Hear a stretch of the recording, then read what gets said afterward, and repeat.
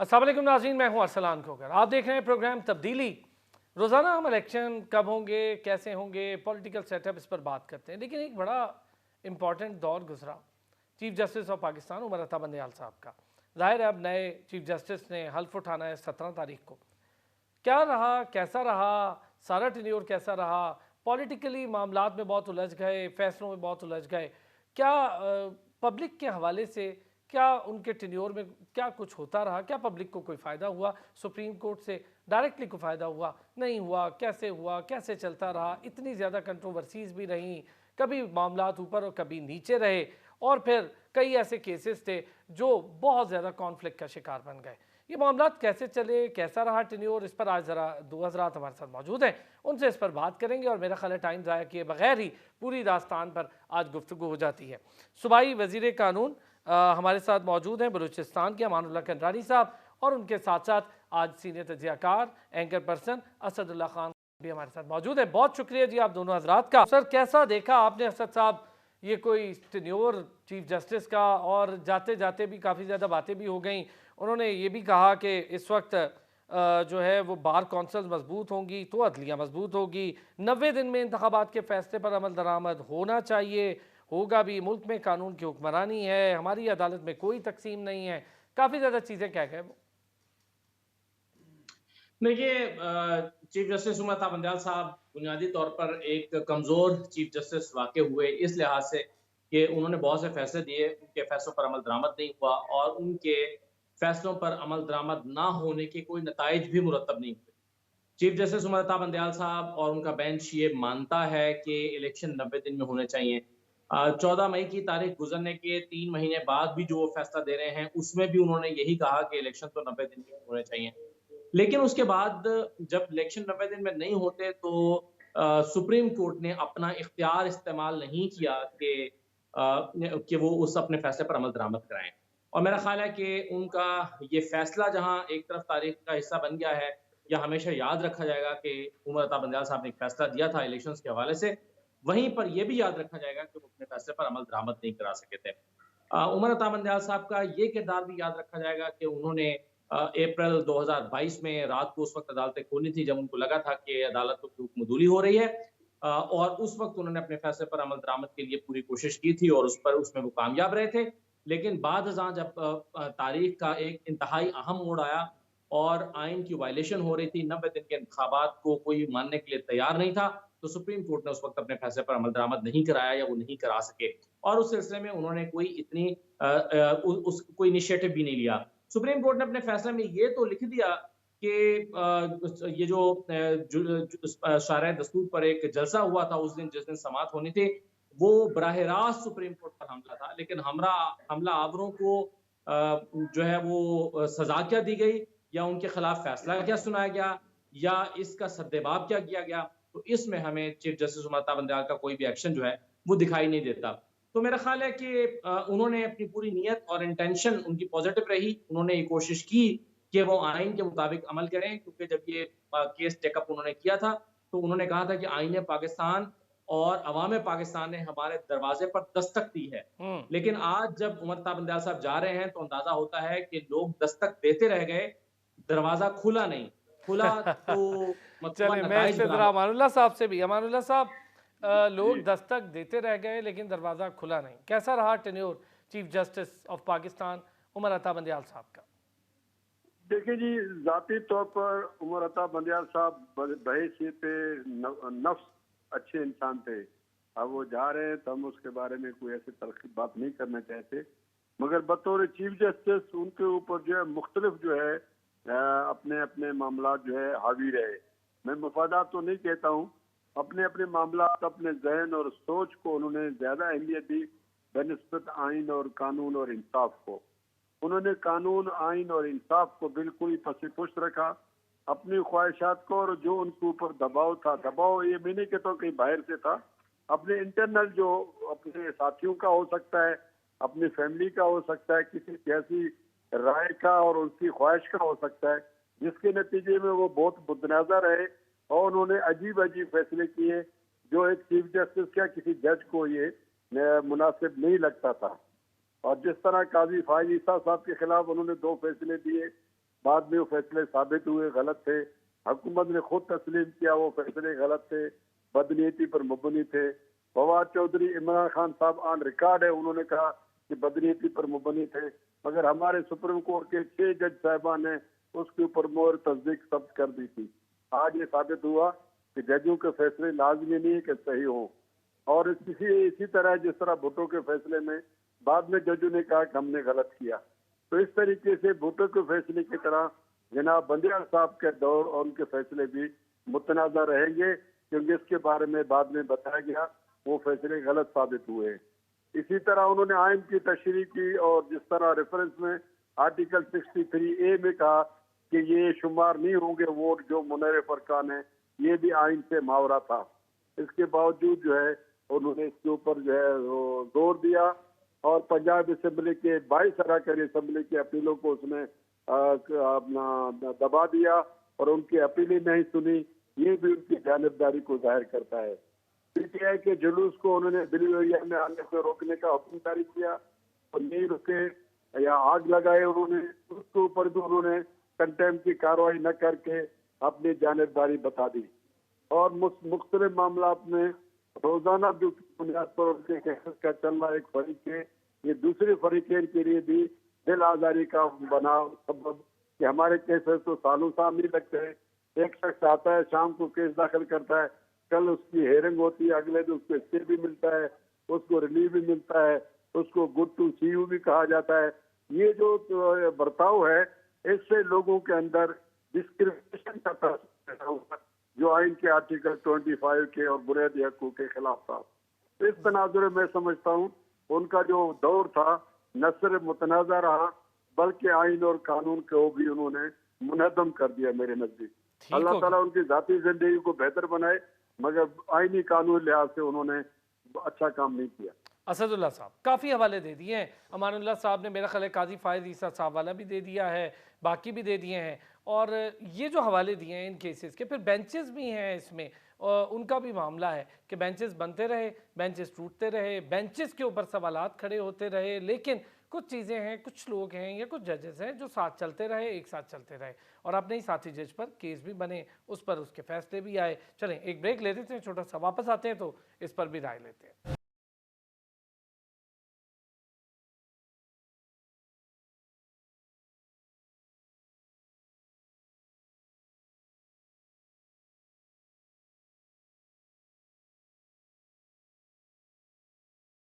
Welcome back जी। और दो senior हजरात हमारे साथ मौजूद हैं, असदुल्ला साहब भी मौजूद हैं, अमानुल्लाह कंडरानी साहब भी मौजूद हैं। असद साहब जो बात वो कहकर गए हैं भी, कंडरानी साहब ने जो बात कही है वो मुख्तलिफ हवाले दिए हैं मुख्तलिफ केसेस के, मुख्तलिफ अदवार के और मुख्तलिफ उन केसेस के ट्रिकल डाउन इफेक्ट्स के। कैसे देख रहे हैं इन चीज़ों को, कैसे देखा आपने? देखिए मेरा ख्याल है कि ये जो कहा कंडरानी साहब ने कि उन्होंने बहुत मुतनाज़े फैसले दिए, मेरा ख्याल है कि मुतनाज़े फैसले नहीं दिए, उनके फैसलों को मुतनाज़े बनाया गया। बाज़ फैसले उनके बिल्कुल वाज़ेह थे, मसलन जो 3-2 और 4-3 की एक बहस यहाँ पर हमारे यहाँ उस बहस ने जन्म लिया। बहुत फिर उस लंबी बहस चली को इतना असदुल्ला बढ़ावा साहब, दिया बहुत गया। लंबी चली ये बहस। जी हाँ, ये बहस बहुत लंबी चली और इस बहस को टॉक शोज़ में सियासी जलसों का मौजू बनाया गया और इस हद तक कंट्रोवर्शियल किया गया, कहा गया कि गैंग ऑफ 3 है या गैंग ऑफ 5 है, ये करप्ट टोला है। जजेस के बारे में वो अल्फाज कहे गए, इस चीफ जस्टिस के बारे में वो अल्फाज कहे गए कि जिसकी माजी में कोई मिसाल नहीं मिलती और चीफ जस्टिस ने उस पर कोई जो है वो रिएक्शन नहीं दिया। ये मेरा ख्याल है उमर अता बंदयाल साहब का बड़ापन नहीं था, ये उनका ज़ाती तौर पर अगर उनका ज़ाती इख्तियार होता या उनकी ज़ात को मुर्द इल्ज़ाम ठहराया जा रहा होता तो बहुत अच्छी बात थी, वो दरगुज़र करते और उन्होंने दरगुज़र किया। लेकिन अगर वो कौम के फैसले कर रहे हैं और वो सुप्रीम कोर्ट के तशख़्ख़ुस की बात कर रहे हैं, या अगर हमला एक चीफ जस्टिस ऑफ पाकिस्तान पर था, एक आईनी इदारे पर था और आईनी इदारे के तशख़्ख़ुस पर था, तो वहाँ पर उनको कदम उठाना चाहिए था, वहाँ पर उनको स्टेप लेना चाहिए था। वो जिन्होंने करप्ट टोला कहा, वो जिन्होंने साजिशी कहा, वो जिन्होंने इनको गैंग कहा, उनको बुलाकर पूछना चाहिए था कि आप किस बुनियाद पर गैंग कह रहे हैं और किस बुनियाद पर हमें साजिशी कह रहे हैं और किस बुनियाद पर जो है वो आप अदालत को मुतनाज़े बना रहे हैं। तो मेरा ख्याल है उनके फैसले मुतनाज़े नहीं थे, उनके फैसलों को मुतनाज़े बनाया गया और चीफ जस्टिस साहब का कसूर ये था कि उन्होंने उन फैसलों को मुतनाज़े बनाने की इजाज़त दी और बनाने दिया गया।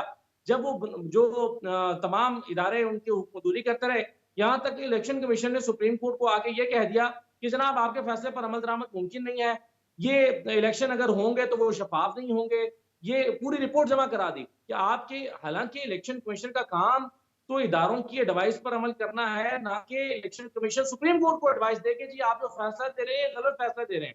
और एक लंबी चौड़ी आप जो है वो एक एप्लीकेशन डालते हैं सुप्रीम कोर्ट में, एक खत लिखते हैं सुप्रीम कोर्ट को। तो बहुत सारे मामलात में हमने देखा, फिर अरशद अच्छा शरीफ के केस असर में हमने देखा बिल्कुल कि सही, किस तरह से वो ये जिक्र आपसे मैं करना चाह रहा था, ठीक है आपने इसका जिक्र कर लिया। एक तो इसका जिक्र कीजिएगा और इसके साथ साथ जो आप बेंच का जिक्र कर रहे हैं और काजी फायद ईसा साहब वाले केस का भी जरा हवाला देकर जिक्र कर दीजिएगा।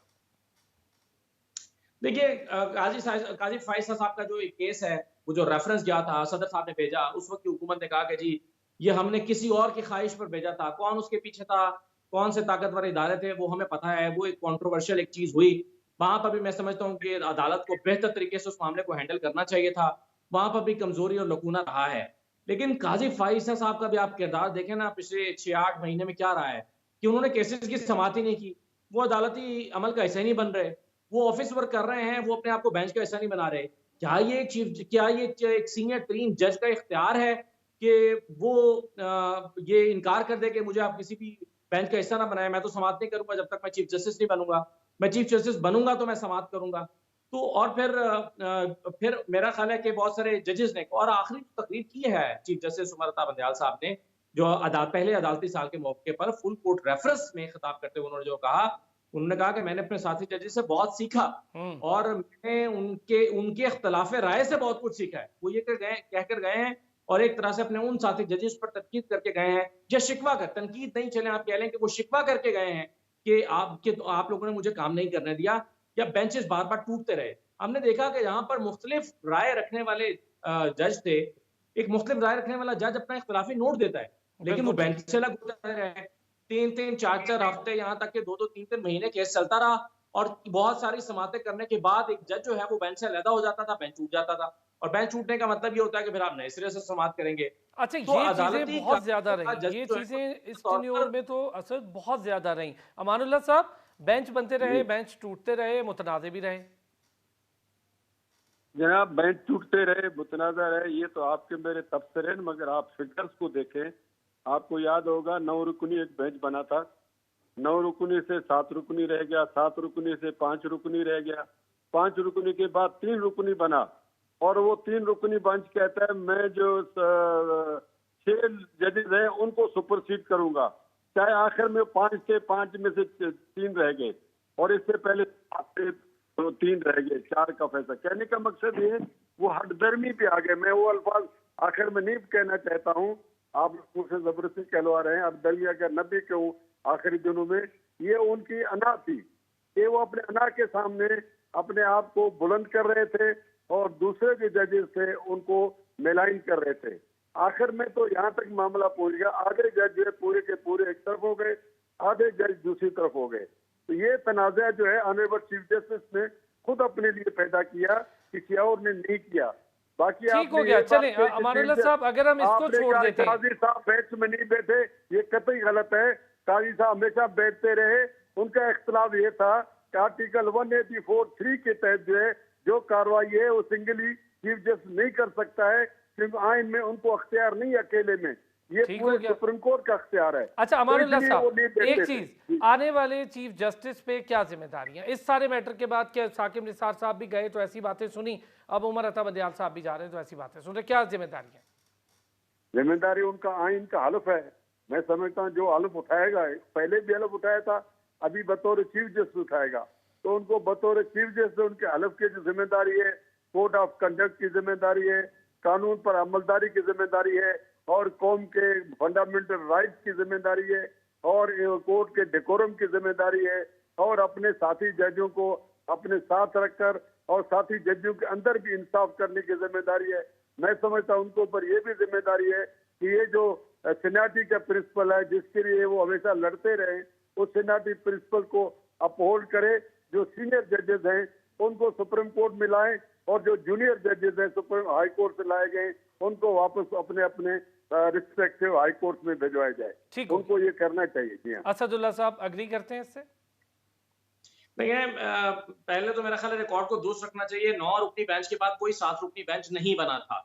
9 रुकनी बेंच जो है उसमें से किसी ने रिक्यूज भी नहीं किया था। 9 रुकनी बेंच ने चीफ जस्टिस से दरखास्त की थी कि बेंच को रिकॉन्स्टिट्यूट किया जी जाए हाँ, और फिर रिकॉन्स्टिट्यूट हुआ था। रिकॉन्स्टिट्यूट हुआ था और 5 मुझे मुकम्मल करने दीजिएगा बात।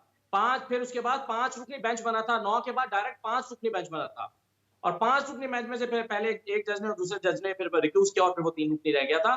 यूं हुआ था 7 रुकनी बेंच ही बना था। इसलिए ये जो करनानी साहब कह रहे हैं कि 7 रुकनी बेंच बना था तो वो 4-3 की बहस को सपोर्ट कर रहे हैं। मुझे दिखा दें कोई कि 7 रुकनी बेंच कभी बना हो। 9 के बाद बेंच रिकॉन्स्टिट्यूट हुआ था।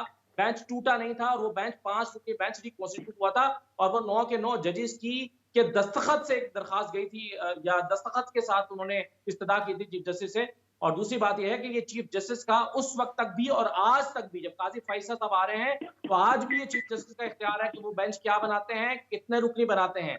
ये चीफ जस्टिस का इख्तियार है। इसलिए इस इख्तियार को महज उनकी अना का नाम देकर नहीं कह देना चाहिए कि ये उनकी अना थी, ये इसलिए हुआ था।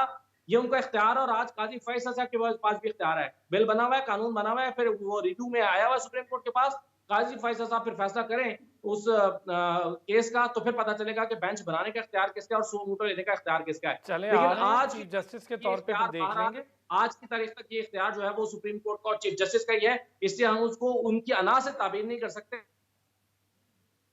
ठीक हो गया, बहुत शुक्रिया। असदुल्ला खान हमारे साथ मौजूद थे, सीनियर सहाफ़ी, तजियाकार, एंकर पर्सन। अमानुल्लाह कंडरानी साहब हमारे साथ मौजूद थे, सूबाई वज़ीर कानून बलूचिस्तान है। बहुत शुक्रिया। एक ब्रेक लेंगे, वापस आएंगे तो PIA का मामला है, बड़ा गंभीर हो रहा है, उस पर कुछ बात करेंगे, उसका क्या हल है।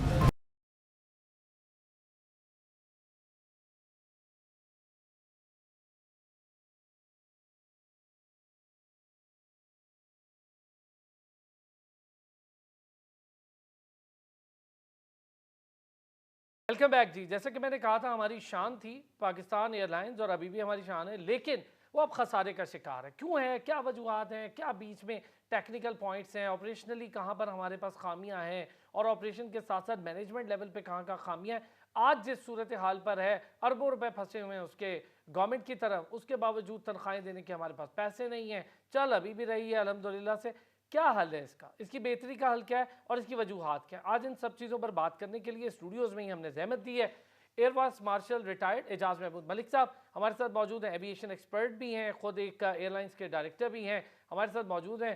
सर अस्सलाम वालेकुम, बहुत शुक्रिया कि आज आपको जहमत दी हमने और आप आए भी। ज़रा कुछ चीज़ें हैं सर जो समझनी है, मैंने बतौर स्टूडेंट भी आपसे समझनी है। सर क्या है, मुझे बताएं कहाँ से शुरू हुए। देखिए जी, हमें ना प्रिसाइज बात करनी है, हमें ब्लेम गेम में नहीं जाना कि क्योंकि हमारा कोई इस पे कोई अपने कोई एंगल नहीं है। हम सिर्फ फैक्ट्स पे बात करते हैं और हम हिस्ट्री को साथ लेके चलते हैं। 1980 तक हम समझते हैं कि PIA दुनिया की बेहतरीन एयरलाइंस में थी, एक प्रॉफिटेबल स्टेट ओन्ड एंटरप्राइज थी और दूसरी एयरलाइंस को एस्टैब्लिश किया। वो सारी हिस्ट्री सबको पता है, उस पर हम बात नहीं करते। उसके बाद क्यों हम लोग बतदरीज जो है तनज़्ज़ुली की तरफ जो है ना, हम नोज डाउन हम क्यों हुए। सबसे पहली रीज़न तो ये है कि हमें एक लम्हे के लिए सिर्फ ये देख लें कि ग्लोबल इन्वायरमेंट या रीजनल इन्वायरमेंट एविएशन या एयरलाइन इंडस्ट्री की क्या थी 80 से पहले और उसके बाद। ठीक, उस जिस वक्त PIA बूम पे थी उस वक्त ज़माना था कन्वेंशनल एविएशन इंडस्ट्री का। ठीक है, एक एक अपने अपने मुल्क में उसमें जो सबका अपनी अपनी स्ट्रेंथ्स पे प्ले करते थे। PIA की उस वक्त मैनेजमेंट असगर खान साहब, नूर खान साहब, रिमार्केबल लोग, बेहतरीन काम, उन्होंने हाईएस्ट पॉसिबल स्टैंडर्ड्स अचीव किए और वो एक हिस्ट्री है, वो उसको कोई जो है ना तब्दील नहीं कर सकता। खान साहब तो जहाँ गए कमाल किया, हॉकी में गए देखिए जी, कमाल उनके पास किया, तो जहाँ गए एक कमाल जिस चीज़ को टच किया वो मिडास टच था, वो चीज़ सोना बन गई।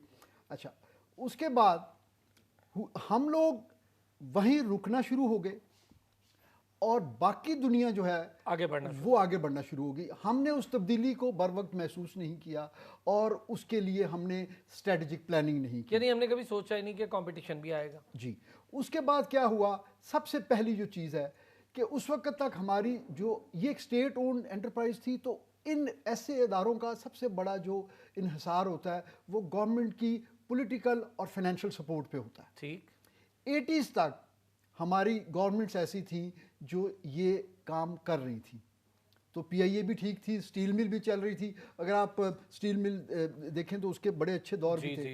लेकिन उसके बाद governments Aahista Aahista politically instable governments आई, फाइनेंशियली इनस्टेबल इकोनॉमिक कंडीशन थी, तो उसका जो है ना ट्रिकल डाउन इफेक्ट इन अदारों पे भी आया। ठीक, ओके, सही है। पहली बात तो हमें ये समझने की जरूरत है कि जब एक घर के हालात ख़राब होते हैं तो उस घर का किचन भी ख़राब होगा, उस घर की ग्रॉसरीज भी ख़राब होंगी, उसका जो है ना जो आपने मुलाजमीन को तनख्वाहें भी देनी है उसके ऊपर भी असर आएगा। ये आप बगैर किसी सपोर्ट के आप चल नहीं सकते। ठीक, आगे आइए, उसके बाद सबसे बड़ा जो जुल्म हुआ हमारे साथ वो ये हुआ कि हमारी एविएशन पॉलिसीज़ जो थी वो सपोर्टिव नहीं थी पीआईए के लिए।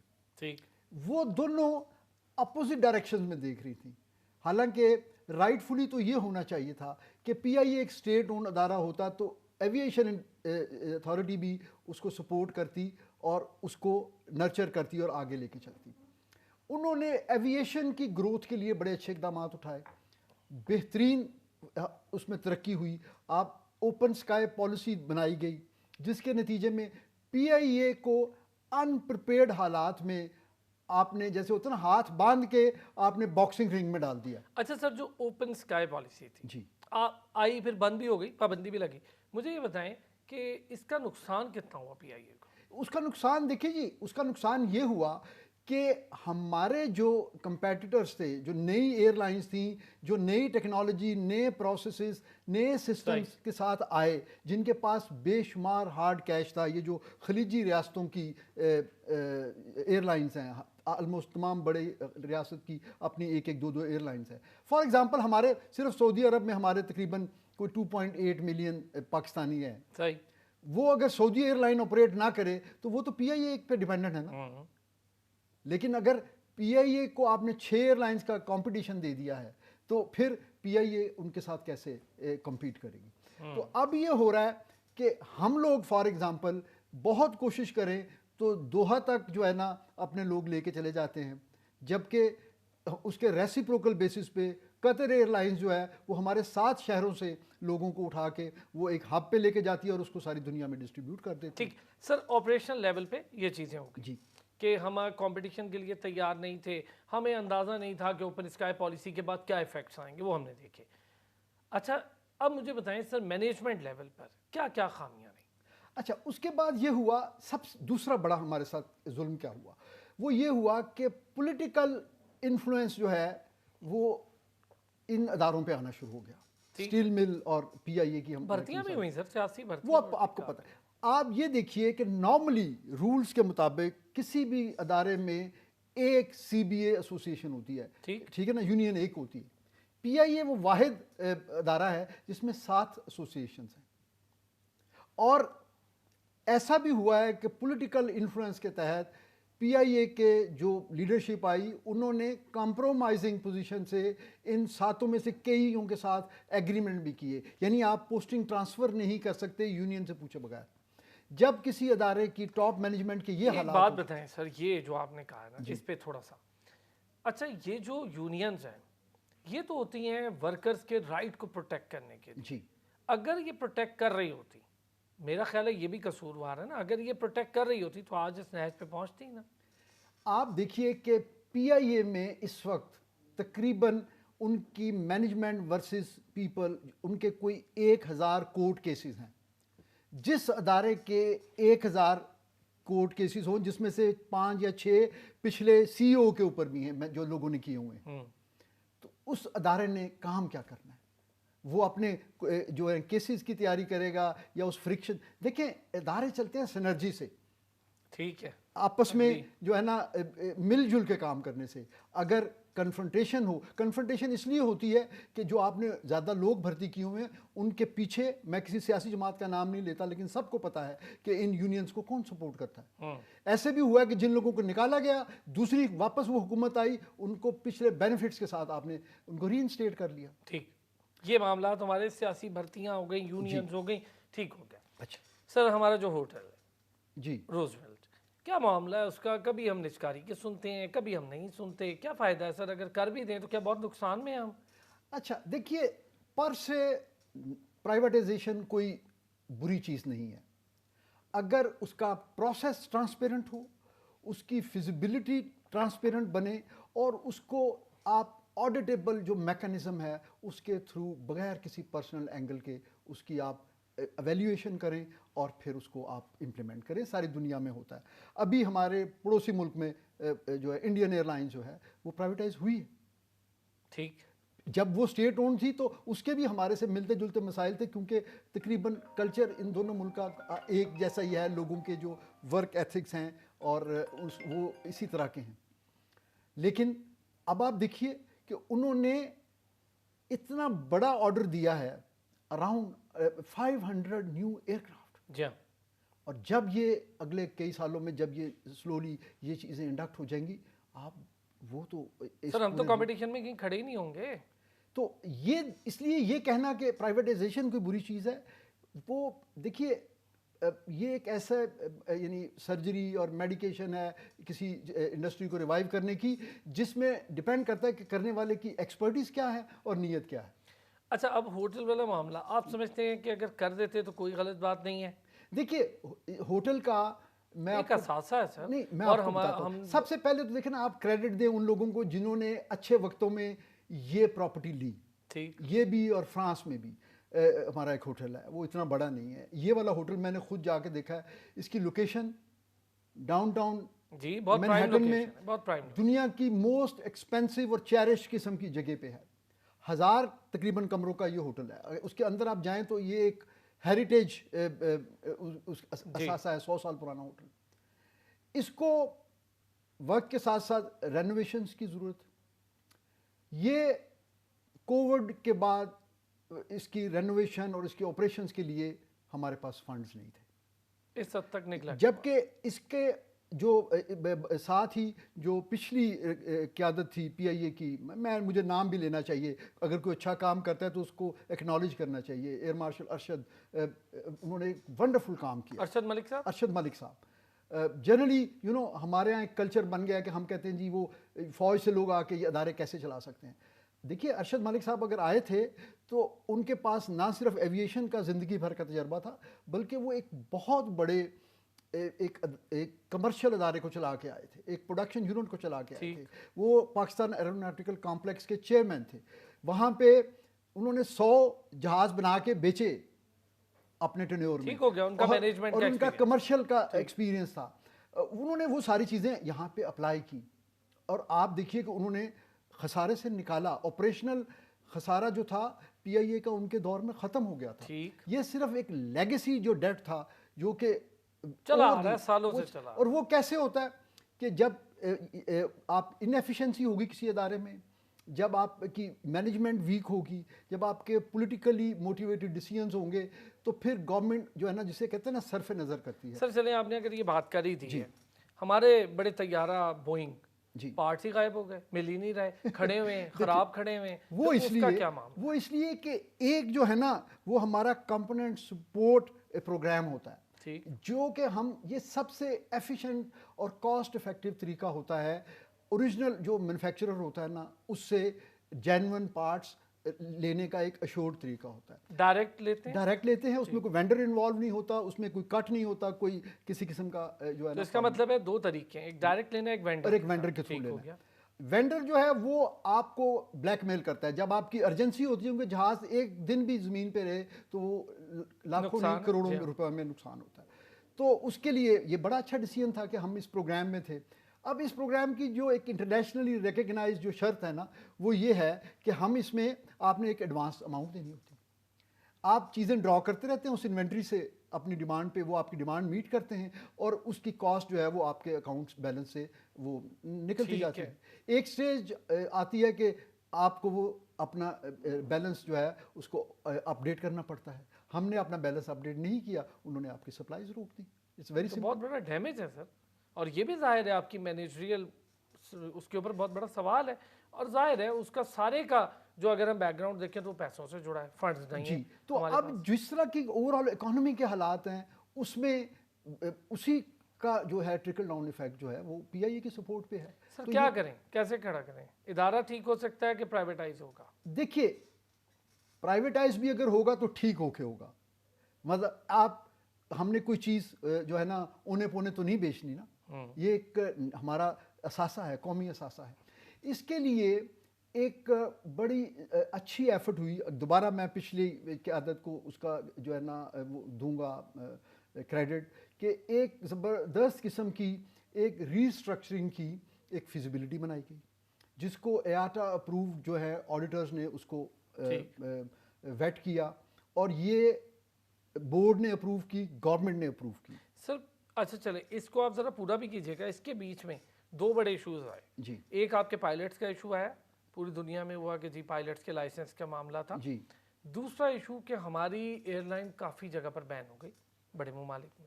अब ये चीज़ें भी हैं, आप अगर इसको प्राइवेटाइज करना भी चाहें तो ये तो बहुत बड़े बड़े मसाइल हैं। नहीं देखिए, वो तो एक मेरा ख्याल है उसमें सच्चाई कम थी और वो एक मिस हैंडलिंग थी उस वक्त जिन लोगों ने की कि वो कि जी एक ऐसा फ्लोर ऑफ द हाउस पे एक बयान दे देना कि जी हमारे जो है ना वो पायलट्स के लाइसेंसेस जाली हैं और फिर वो एक लंबी कहानी है उसका कितना बड़ा हमें नुकसान हुआ। और दूसरे हमारी जो एक परसेप्शन है ना इनसिक्योर होने की, और ये परसेप्शन कि हमारे यहाँ प्रोसेसेस सही नहीं है, तो हमारी सेफ्टी के ऊपर क्वेश्चन आ गए, हमारी मेंटेनेंस क्रेडिबिलिटी के ऊपर, रिलायबिलिटी के ऊपर क्वेश्चन आ गए। तो ये सारी चीज़ें सिस्टेमिक प्रॉब्लम है। अगर हम अपनी फाइनेंशियल एडमिनिस्ट्रेटिव रिस्ट्रक्चरिंग कर लें तो मामला उस जो डिसीजन के वक्त की कमी। एक सवाल इम्पोर्टेंट है, क्या प्राइवेट किया जा सकता है सिचुएशन में साथ साथ यूनियंस बनी हुई हैं और तो वो तो अपने राइट्स के लिए और फिर इस पे खड़े हो जाए, क्या करें, कैसे करेंगे? मेरिट के ऊपर होना चाहिए डिसीजन और ये ट्रांसपेरेंट हो जिसमें आप अपोजिशन जो हो उसको भी ऑन बोर्ड करें, आप जो है बाकी सारे स्टेक होल्डर को इकट्ठे बिठाएं और एक ऐसी विन विन सिचुएशन क्रिएट करें कि जिसमें ये एक स्टेट ओन चीज़ है, इसमें हमारा जो स्ट्रेटजिक इंटरेस्ट है वो बरकरार रहे और हमारे लोगों को भी फ़ायदा हो। बहुत शुक्रिया एजाज महमूद मलिक साहब और air vice marshal Ejaz Mahmood Malik साहब हमारे साथ मौजूद थे। एक्सपर्ट जब बात करते हैं तो अंदाज़ा होता है कि हाल है बेहतर करने का और सकत भी है, एयरलाइन के अंदर बेहतर होने की कैपेसिटी है, किया जा सकता है, लेकिन री इंजीनियरिंग करनी होगी सिरे से और रूट से, और फिर ही आप इसको प्राइवेटाइज कर सकते हैं। ऐसे उठा के औने पौने भी इसको नहीं दिया जा सकता। बहुत शुक्रिया सर आपका भी और नाज़रीन आपका भी। फिर होगी आपसे मुलाकात, अपना ख्याल रखिएगा।